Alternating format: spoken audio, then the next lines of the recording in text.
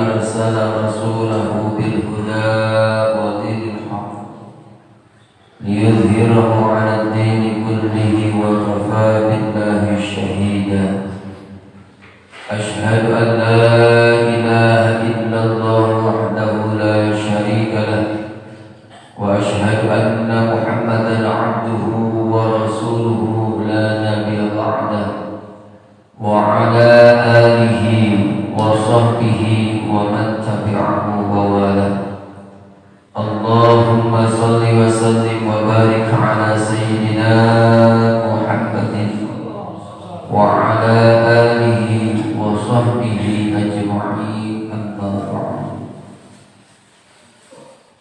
فقال ربي أوزعني أن أشكر نعمتك التي أنعمت علي وعلى والدي وأن أعمل صالحا ترضاه وأدخلني برحمتك في عبادك الصالحين.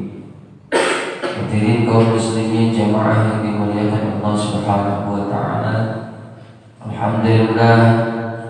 Alhamdulillah summa alhamdulillah rabbil alamin.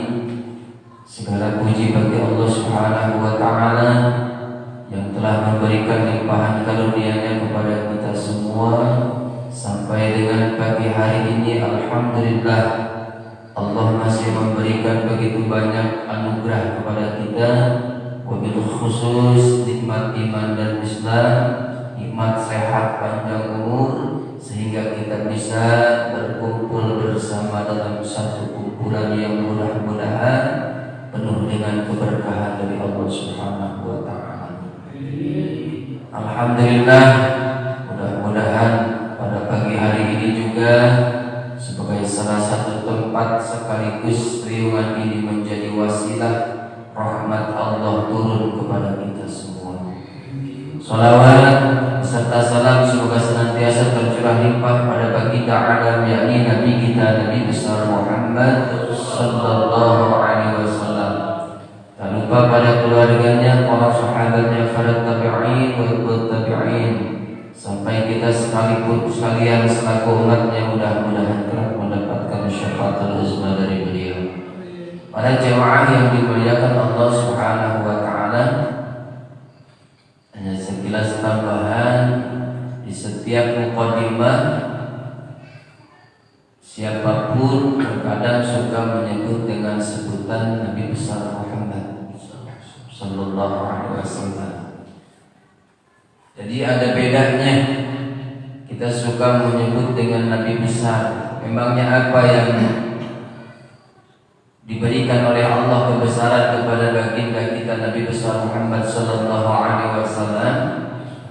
Karena menurut riwayat bahwasannya Allah Subhanahu wa taala pada saat menciptakan Nabiullah Adam alaihissalam, mulai dari proses sampai Nabi Adam bisa melihat kemudian berdiri, maka pada saat berdiri melihat ke atas ada tulisan lafaz Allah bersanding dengan lafaz Muhammad. Maka Nabi Adam pun bertanya, siapakah? Nama siapakah?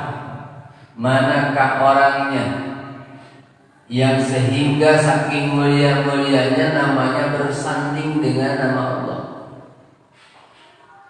Maka jawabannya, dia adalah Muhammad yang prosesnya baru diciptakan nurnya, yang suatu saat nanti akan lahir.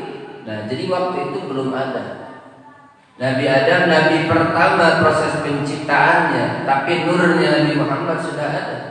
Bahkan Nabi Adam alaihissalam sampai berkata, ya Allah, sungguh mulia Nabi Muhammad ini, Nabi yang ditetapkan oleh Engkau akan menjadi Nabi dan Rasul yang terakhir, tapi namanya sudah terukir dan tertulis di hati orang-orang yang sudah hidup di zaman itu, yaitu terutama beliau.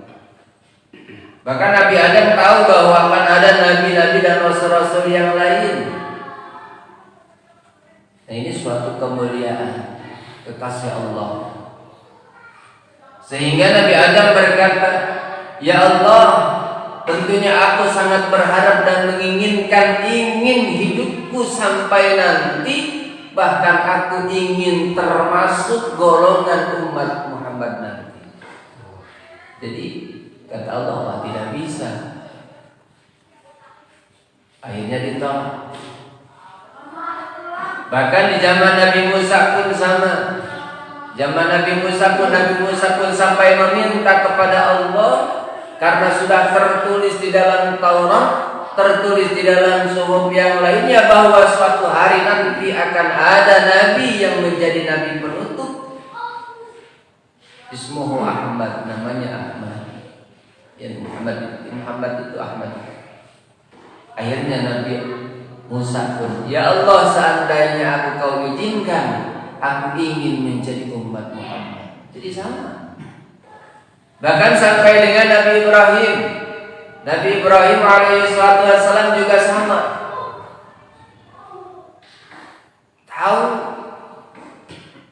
diberitakan oleh Allah bahwa suatu hari nanti akan ada nabi dan rasul yang terakhir yang diberikan kemuliaan, bahkan bisa memberikan syafaat kepada umat-umat sebelumnya. Nabi Ibrahim, "Ya Allah, aku ingin menjadi umat Muhammad." Maka kata Allah, "Tidak bisa." Kenapa? Ya beda zaman. Karena umur kan terbatas, dibatasi Allah. Tapi Allah memberikan suatu kehormatan, suatu kabar gembira kepada Nabiullah Ibrahim. Ibrahim Khalilullah. Akhirnya kata Allah, "Aku memberikan kabar gembira kepada engkau, sekalipun engkau tidak bisa menyaksikan Nabi Muhammad dan tidak bisa menjadi umat Nabi Muhammad, tapi suatu saat nanti kelahiran Muhammad adalah keturunan yang berasal dari engkau." Makanya disantikan namanya setiap kita tahiyat. Di tahiyat akhir, tasyahud akhir, itu kita membaca sholawat Ibrahim.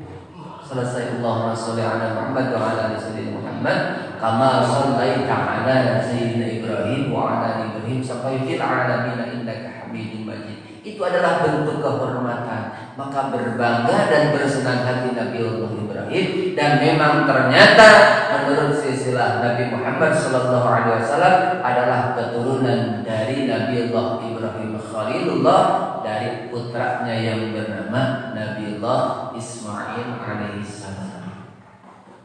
Itu makanya jadi ada riwayatnya.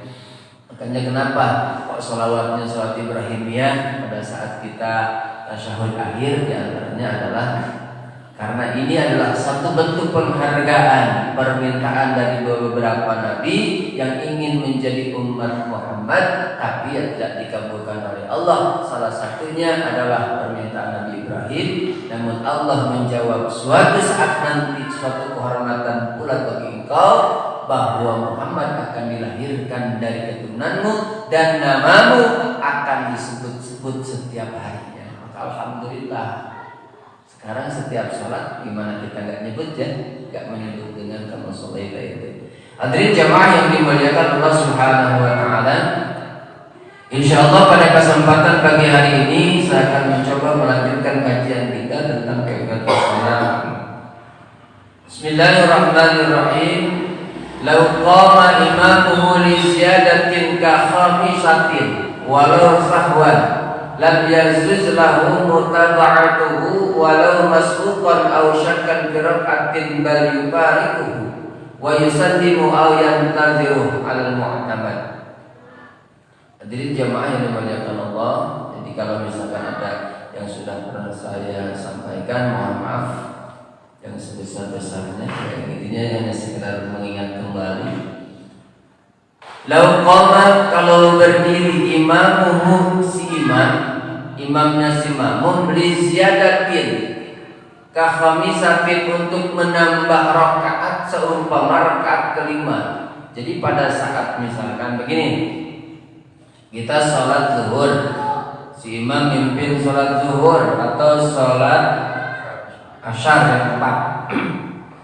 Semua sepakat tanpa ada kekurangan dan kesalahan. 4 rakaat sudah dilaksanakan, tapi si imam pada saat mau sholat dia ragu. Tapi tidak ada yang komentar sementara pada saat dia sholat.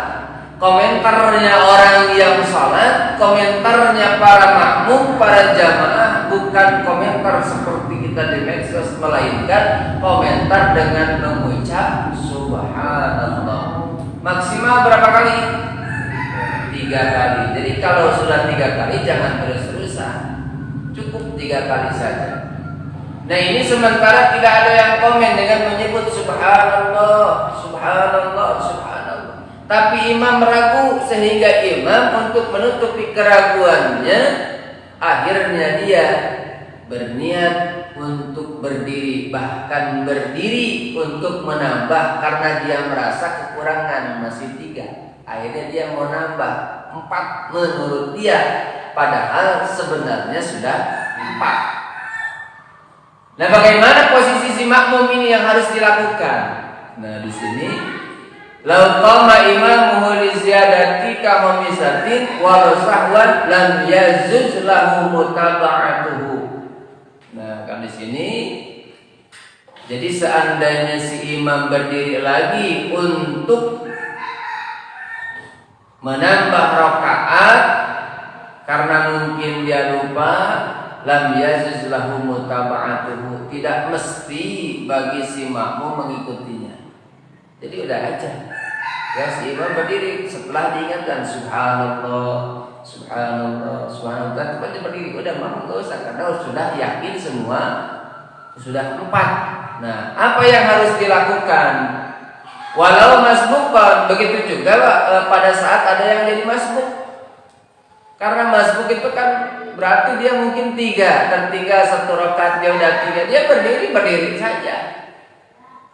Berdiri lagi untuk menambah kekurangannya, bukan mengikuti si imam yang sudah diingatkan. Au syakkan, atau ragu fi rakaati dalam rakaat. Nah, ini terutama dalam rakaat. Bal yufariquhu wa yusallimu aw yantaziru. Nah, di sini ada pilihan. Apabila terjadi kepada kita semua, bal yufariquhu, harusnya bagaimana? Tapi kita mau faraqah. Baiknya mau faraqah, memisahkan diri. Begitu imam sesudah diingatkan tetap berdiri, maka si makmum udah enggak usah berdiri, niat dalam hati terusin tuh. Langsung apa? Nantinya tutup dengan wa yusallimu, ucap salam saja. Jadi masing-masing. Au yang taziru, atau menunggu. Ya kita udah enggak, kayaknya kalau udah mufaraqah enggak menunggu lagi. Para jemaah yang dimuliakan Allah Subhanahu wa taala, ya. Jadi termasuk pada saat mungkin terjadi kepada kita semua, kapan dan di mana saja. Karena yang namanya lupa tidak pernah mengenal yang nama ini, ini mah imam, ini mah siapa, tidak. Tapi bisa melanda kepada kita semua. Para jemaah yang dimuliakan Allah Subhanahu wa taala, kemudian kadang-kadang juga termasuk di antara kita. Nah, ini termasuk di antara kita perlunya ilmu antara si imam dengan si makmum.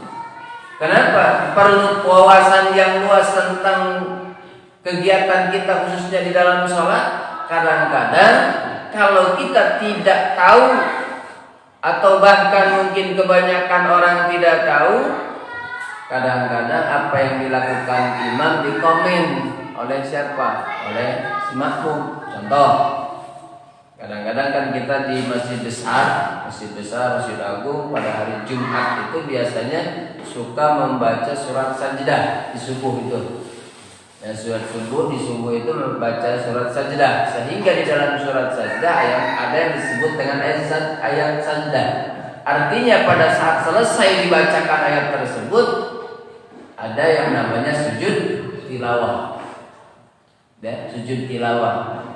Misalkan di kota-kota besar atau di masjid besar, contoh misalkan kalau di daerah sini, di mana gitu ya, sana atau mungkin di kota wisata atau mungkin di legenda yang masjid-masjid besar. Kenapa kita jarang menemui di kampung-kampung atau daerah-daerah seperti di kita?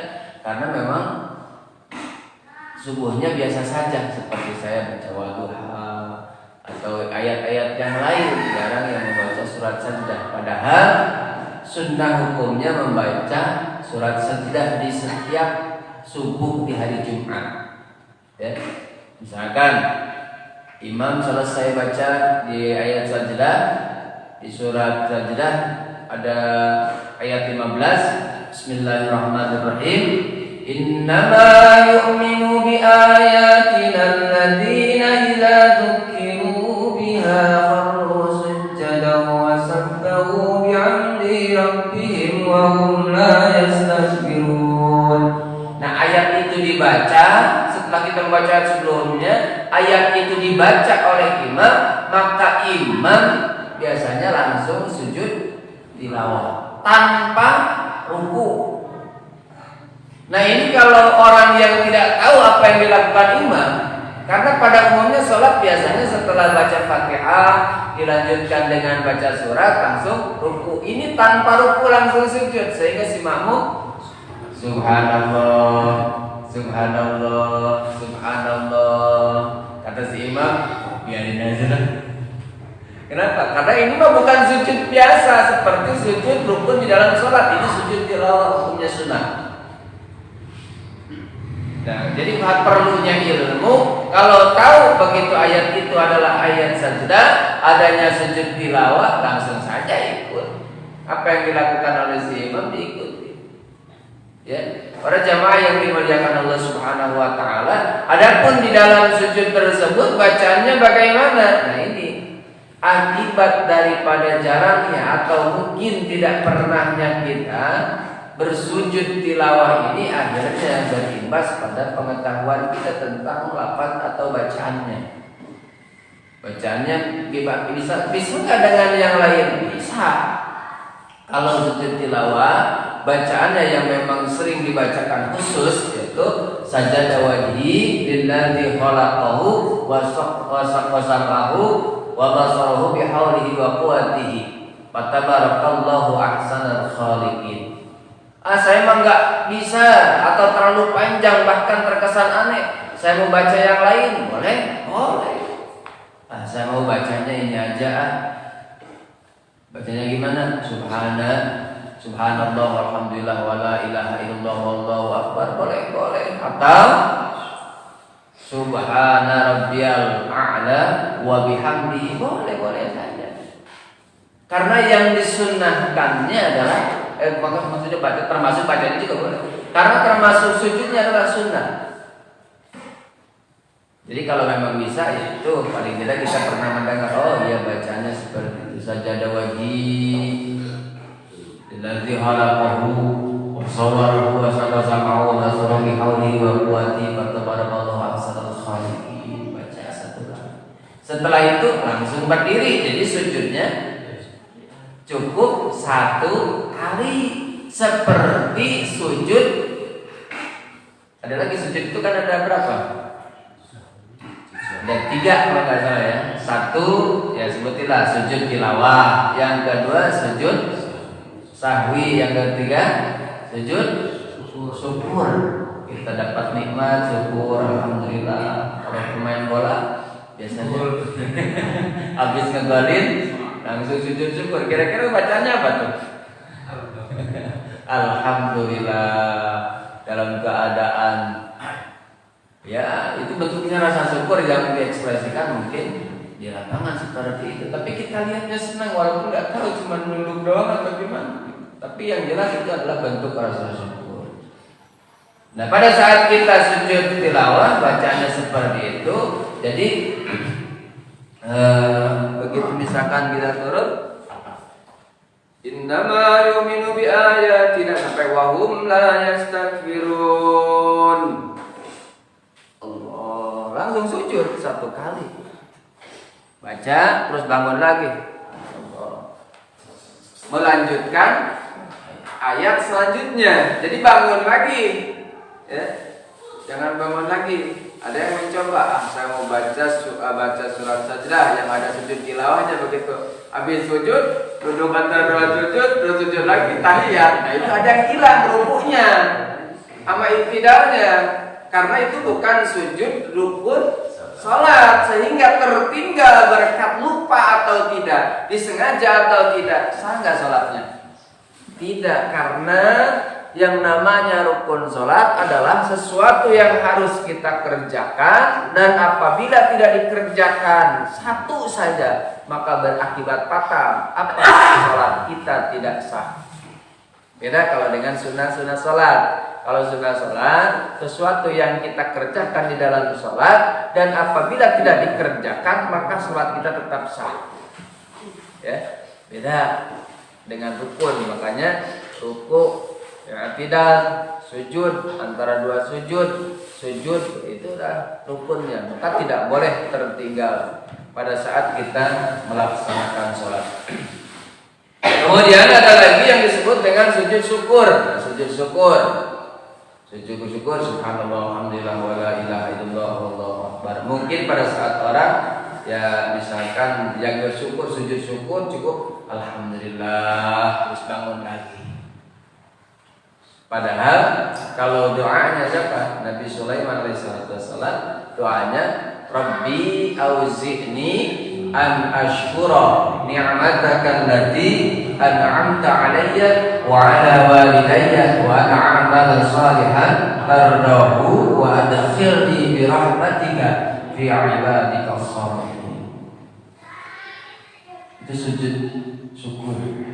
Bentuk rasa syukur kita terhadap Allah, terhadap apa yang diberikan oleh Allah, terhadap apa yang dititipkan oleh Allah yang berupa anugerah. Besar atau kecil bukan ukuran, tapi yang namanya sujud syukur, bentuk rasa syukur adalah kewajiban. Para jamaah yang dimuliakan Allah Subhanahu wa taala, ada lagi yang disebut dengan sujud sahwi. Jadi ya, sujud tilawah, sujud syukur, sujud sahwi. Kalau sujud sahwi bacanya boleh subhana man la yanamu wa la yazhur. Boleh juga sama enggak hafal itu subhana rabbiyal a'la wa bihamdihi, ya sama boleh. Para jamaah yang dimuliakan Allah Subhanahu wa taala, nah kembali lagi sedikit tambahan. Kenapa kita mesti sujud syukur? Pada saat kita, ini ada hadis dari Rasulullah SAW, idza quri'a ibnu Adam sajadata, di mana-mana atau pada saat membaca ibnu Adam, kita semua kepada surat sajdah, fasajada i'tazala syaitanu yabki. Pada saat membaca surat sajdah kita kemudian diikuti dengan sujud, apa yang dilakukan oleh setan, apa yang dirasakan oleh setan, i'tazala syaitanu, maka setan saat itu menyingkir. Bahkan bukan hanya sekedar menyingkir, ditambahin kata Rasulullah, yang bahkan dia menyingkir sambil menangis. Yang dulu berkata kata setan, umira ibnu Adam sujuda bisujudi fasajada. Umira ibnu Adam bisujudi fasajada. Falahul jannah. Diperintah ibnu Adam, khususnya Nabi Adam, termasuk kita semua, bisujudi, untuk melaksanakan sujud fasajada, kemudian kita bersujud, falahul jannah, maka baginya surga. Wa umirtu bisujudi, kata setan, sedangkan aku diperintah oleh Allah bisujudi, melaksanakan sujud, apa itu, tapi aku menolaknya. Waliyanna, maka bagiku adalah neraka. Jadi pada saat kita sujud tilawah, setan itu menyingkir, bahkan sambil menangis. Dia berkata, ibnu Adam diperintah bersujud, dia bersujud, insya Allah surga. Sedangkan aku disuruh bersujud, maka aku menolaknya, maka aku diberikan neraka. Mana buktinya? Dulu ya, diperintahkan iblis untuk bersujud kepada Nabi Adam alaihi salatu wassalam bin khina'i dhahri dengan bentuk penghormatan menundukkan punggung begini. Ini bentuk rasa apa? Rasa taatnya harusnya dilakukan oleh iblis kepada Allah untuk bersujud kepada Nabi Adam alaihi salatu wassalam, tapi tidak mau. Akhirnya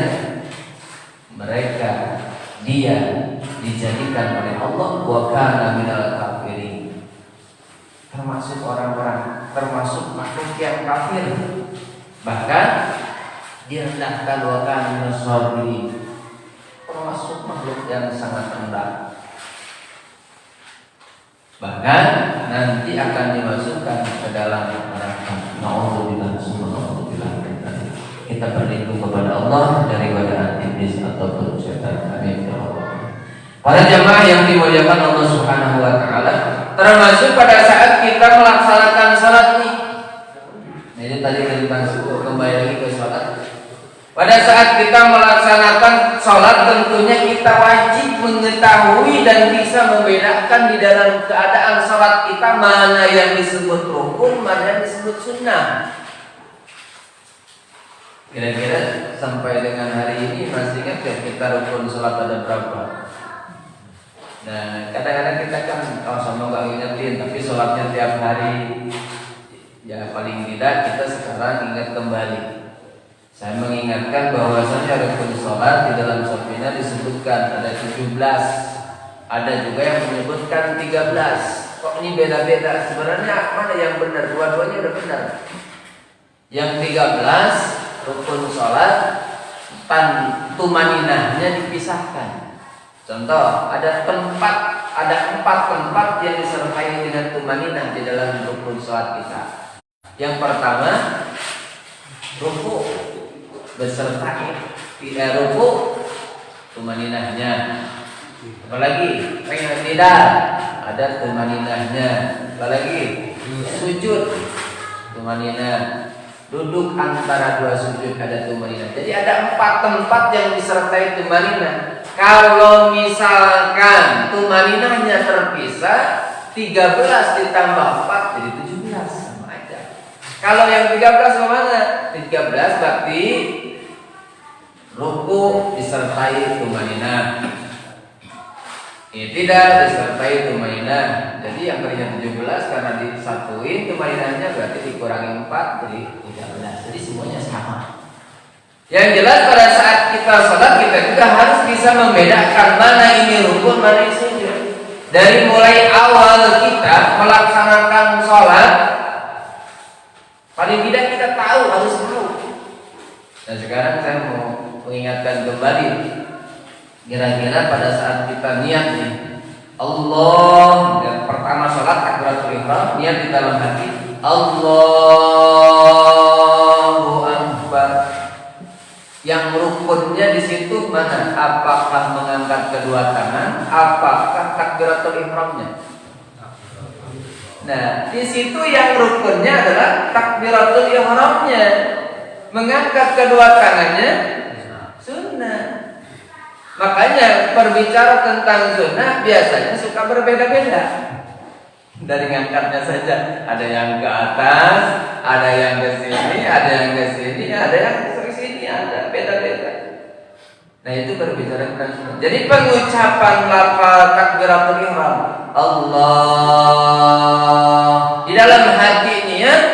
Nah, itu rukun juga. Di dalam hati kita berniat, ucapan takbiratul ihramnya, takbir yang mengawali kegiatan salat kita, yang mengharamkan segala bentuk pekerjaan yang kita lakukan di luar salat. Makan halal, minum halal, tapi begitu salat haram.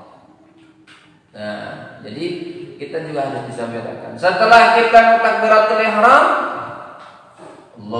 Allahu Akbar. Nyimpan kedua tangan di atas ini nih, di atas perut. Sunnah apa rukun? Sunnah. Makanya perkara sunnah itu sering sedikit berbeda. Allahu Akbar, ada yang di tengah, di atas pusar, ada juga yang di pas pusarnya, ada yang di sebelah sini, ada yang di dadanya. Makanya beda-beda. Kenapa? Bahkan ada yang sama sekali tidak disimpan di sini, udah aja di bawah begini, ditaruh terurai begini, terurai begini. Nah, beres, menyimpan tangan, baca Allahu Akbar kabiran, alhamdulillah katsiran, subhanallah bukratan wa asila. Doa iftitah, rukun apa sunnah? Sunnah. Makanya kalau misalkan kita tidak baca, sah salat kita? Tetap sah. Orang tidak angkat kedua tangannya, cuman nggak pantas. Kalau gina nggak pantas, lewat satu nggak dapat pahala sunnah. Ini menurut etika kepantasan saja, nilai estetikanya nggak ada.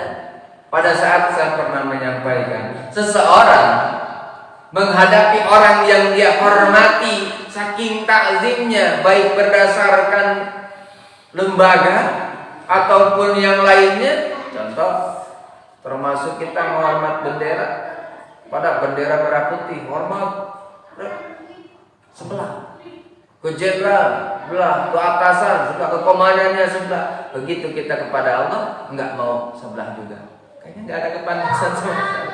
Makanya sama Allah beda bentuk penghormatannya, diungkap dibarengi dengan takbiratul ihram, kedua tangan. Ke manusia, walaupun dia mulia, cukup satu saja. Tapi begitu sama Allah, Allah dua-duanya. Tidak sebelah kanan, tidak sebelah kiri, tapi dua-duanya. Karena bentuk penghormatan dan anugerah Allah ada dari setiap arah kepada kita. Hadirin jamaah yang dimuliakan Allah Subhanahu wa taala. Selesai kita membaca doa kita, ada yang sunnah lagi. Di antaranya apa? Kita membaca ta'awudz sebelum membaca surat Al-Fatihah. Cuma pelan. Kalau bismillahnya dijaharkan, silakan. Enggak dijaharkan, silakan. Ada yang enggak pakai bismillahnya, silakan. Karena memang ada dasarnya. Ya, oh dia enggak pakai bismillah, saya enggak mau. Ya itu mah terserah. Kalau memang sudah punya benar-benar keyakinan, apalagi tanpa adanya faktor pendukung kita mengenai adanya perbedaan. Ya, misalkan Bismillahirrahmanirrahim. Alhamdulillahirabbil alamin. Nah, ta'awudznya, a'udzubillahi minasyaitonirrajim. Baca Fatihah selesai sampai dengan waladdallin. Tadi sudah cocok. Begitu imam ghairil maghdubi 'alaihim waladdallin,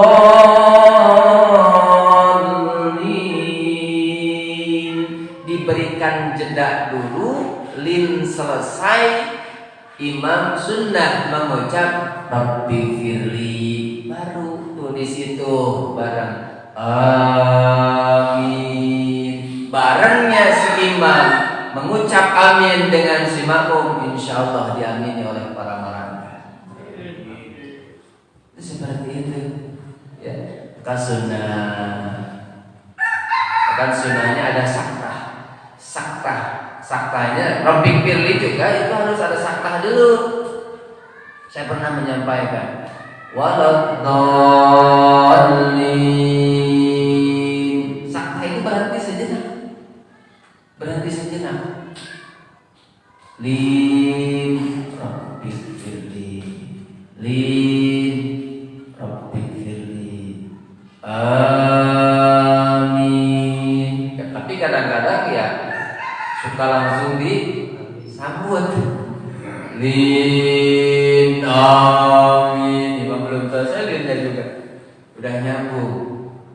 Kenapa mesti ada saktah pada saat mau mengucap Rabbi firli? Dan sunnahnya itu khusus bagi imam. Bukan makmum enggak. Sunnahnya itu adalah bagi imam mengucap Rabbi firli. Supaya apa? Tadi supaya memberikan jeda waktu, supaya bersama-sama mengucap kalimat amin, kata waladdallin. Rabbighfirli. Amin. Makanya kalau imamnya baru lin, Rabbighfirli, ini udah amin. Imam baru amin. Kan imam juga sama, pengen kan mengucapnya sunnah. Mengucap amin juga sunnah. Jadi pada saat ada orang yang mengucap amin atau tidak pada saat selesai Fatihah, itu sunnah. Mengucap lafaz atau kata amin, insyaallah dapat pahala. Tidak apa-apa. Karena tidak membatalkan salat. Jadi sunnahnya bahkan bukan hanya di waktu sholat saja, ya. Di luar waktu sholat kita boleh sunnah. Para jamaah yang dimuliakan Allah Subhanahu wa taala, selesai membaca surat. Membaca surat setelah Fatihah hukumnya sunnah juga. Ya, sunnah juga. Jadi kalau misalkan mau baca panjang, alhamdulillah. Baca pendek, alhamdulillah. Kalau mau baca, diutamakan, lebih utama adalah surat yang habis satu surat. Makanya sama kalau di dalam keterangan, barang siapa yang membaca surat Al-Ikhlas 1 kali, sepertiga Al-Quran 2 kali 2/3. Berarti kalau sepertiga kan Al-Quran itu berapa juz? 30. Berarti kalau baca kulhu 1 kali 10 juz, istimewa itu. Makanya saya sholatnya nanti bacanya kulhu aja, karena seumpama membaca 10 juz. Ya subhanallah. Nah ini hebatnya apa? Hebatnya surat Al-Ikhlas. Tapi kadang-kadang dijadikan alasan sehingga menutupi kemalasan kita gitu. Padahal kita kalau ngapalin yang lain mampu nggak? Insya Allah. Para jamaah yang dimuliakan Allah Subhanahu wa taala, sehingga kalau misalkan baca 3 kali surat Al-Ikhlas sama dengan mengkhatamkan Al-Qur'an 30 juz. Para jamaah yang dimuliakan Allah, silakan. Jadi utamanya adalah surat yang full, satu surat utamanya. Kalau misalkan dipotong satu ayat, bahkan kalau kita Al-Baqarah ya kayaknya gak bakal terjadi di mana? Di kita. Gak bakal terjadi sholat subuh baca surat Al-Baqarah ayat pertama. Mustahil apa enggak? Di Mujahidin. Ini kita aja bacanya panjang. Ini berarti Al-Baqarah berapa juz itu? 2 juz lebih. Sholat subuh ayat rakaat pertama jam 6 baru selesai. Rakaat pertama. Nah, nyita waktu, apalagi sekarang kan jam 5. Nah beres. Setelah itu ruku. Walam yakul lahu kufuwan ahad. Nah itu juga ada sakta di situ. Ada berhenti, beres, ahad. Allahu Akbar. Nah pada saat takbir intiqal, takbir perpindahan gerakan, walam yakul lahu kufuwan ahad. Allahu Akbar. Yang rukun mulai Allahu Akbar, gerakan angkat kedua tangan, apa rukuknya? Yang jadi rukun adalah rukuknya. Paling tidak sedang melaksanakan sholat, kita yakin, oh ini rukunnya itu adalah rukuk. Makanya di dalam sholat suka ditanya dan disebut, sholat zuhur berapa rakaat? 4. Kenapa disebut rakaat? Itu jama daripada ruku, karena sholat zuhur 4 kali ruku. Sholat subuh 2 rakaat, 2 rakaat kenapa? Karena sholat subuh 2 kali ruku. Yang rukun adalah rukuknya. Allahu Akbar. Nah ini rukunnya. Pada saat seseorang selesai walam yakul lahu kufuwan ahad. Allah. Nah, ngangkat kedua tangan hukumnya sunnah. Makanya Bapak jangan aneh dan jangan menghukumi seseorang begitu. Walam yakul lahu kufuwan ahad. Allah. Tanpa ngangkat kedua tangan dulu nih. Lanjut Allah. Wah, enggak sah. Kenapa? Dia enggak angkat tangan dulu. Padahal hukumnya adalah sunnah. Jadi bahkan ditambah lagi. Wah, dia enggak sah. Kenapa? Rukunya aja angkat tangan dulu. Begitu dia. Sami Allahu liman hamidah. Gini. Males banget. Males banget. Sah nggak sholatnya? Sah. Saya sering mengatakan, kalau diibaratkan dagang, modal dagang, saya dagang cilok. Misal, saya dagang cilok, modalnya 100.000. Karena saya hanya di dalam suatu ibaratnya, saya hanya melaksanakan yang rukunnya saja. Sehingga saya dagang cilok modal 100.000, begitu dihitung, pulang cilok habis duit 100.000. Untung apa enggak? Balik modal. Cuman balik modal doang, nggak dihargai apanya. Kerja kitanya udah mulai dari bikinnya, mungkin dipikul, didorong ke pasar. Tapi untung nggak segitu? Untung. Masih untung. Tadi ibaratkan sholat juga begitu. Kita hanya melaksanakan yang rukunnya saja. Contoh tadi. Allah Akbar. Ya Allah, hilang lu. Bahkan rukunya berapa kali kalau sholat zuhur? 4, berarti menghilangkan 4 kali di dalam ruku. Ditambah itidalnya enggak lagi. Dan 8. Dari situlah. Maka diibaratkan kita berjualan tadi, logikanya begitu. Diibaratkan kita berjualan tadi, modal 100.000, balik 100.000, masih untung gitu juga. Artinya masih sah. Coba tambahin. Sami Allahu liman hamidah. Bonus 1. Nah, bonus 1 berarti tadinya cilok harusnya dijual gope jadi jual 2.000. 3 misalnya cilok gope dijual jadi 2.003 kan ada keuntungan. Begitu dihitung. Berangkat dagang cilok, pulang dihitung, modal 100.000 jadi 200.000. Nah, ini yang 100.000 adalah perkara-perkara yang sunnah yang kita lakukan di dalam sholat. Ya. Jadi kalau misalkan nanti jangan angkat tangan langsung ruku, balik ya tidak angkat tangan lagi, tidak masalah.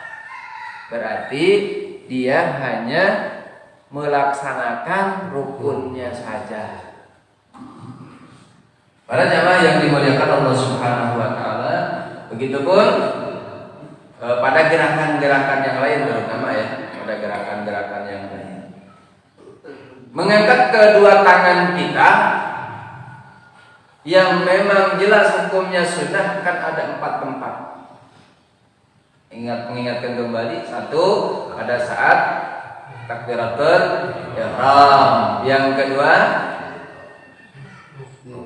yang tidak turun dulu ruku, kemudian i'tidal, yang satu lagi bangun dari tahiyat awal, bangun dari tasyahud awal bagi yang ada tasyahud awalnya, kan cuma subuh doang yang nggak ada ya. Jadi tidak setiap gerakan sholat maghrib 3 rakaat, rakaat pertama habis sujud, rakaat pertama habis sujud, yang kedua bangun Allahu Akbar. Nah, ini tidak ada hukum sunnahnya, karena yang disunahkan adalah habis tasyahud awal rakaat kedua.